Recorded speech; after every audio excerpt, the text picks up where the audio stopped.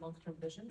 If you are planning to raise capital in the MENA region, you will at some point have to have some presence here, or just be able to validate, why this investment coming in this country is, how is it going to affect the UAE itself, right? So if it benefits the country, then your chances of receiving the investments they increase dramatically.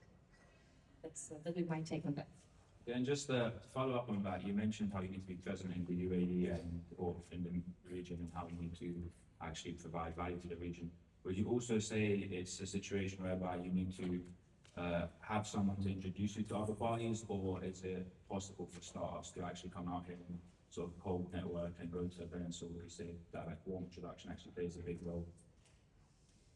So I would say specifically in this region, Daniel, that's a very good question, by the way, thank you for that. Here, specifically in the UAE, it's very, very important to be referred by someone when you are having an investor meeting, whether you're going to a family office or an individual investor, right? So that is why we have decided to also not just focus on our own fund and on investments and what to do with the startups, but actually build the network first, and then based on that network, we started allocating facilitating deals. So the network is honestly the same, and then your network is your network. That's everything. What defines the UAE and the region. So once you have that backing, whether it's your relative, whether it's your friends, whether it's your business partner, even I see a story that often plays out well for startups. So let's say you have an AI startup and you manage to raise successfully, even if it's a small amount, from a specific family office. Once you have that connection, anyone from your network, they will receive that little feedback of credibility, and it will be much easier for them to raise. So I see that happen often.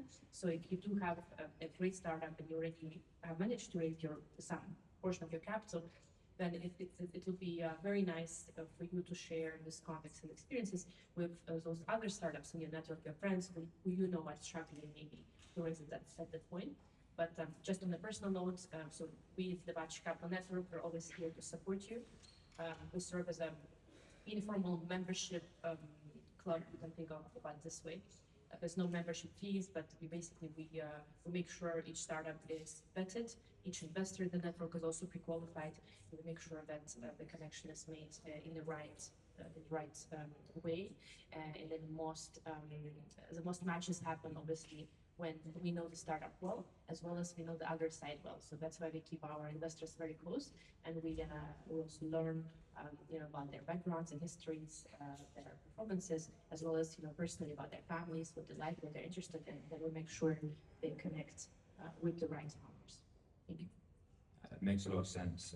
So Marina, from your side, you said you're working sort of in transition between Web 2 and Web 3. Now,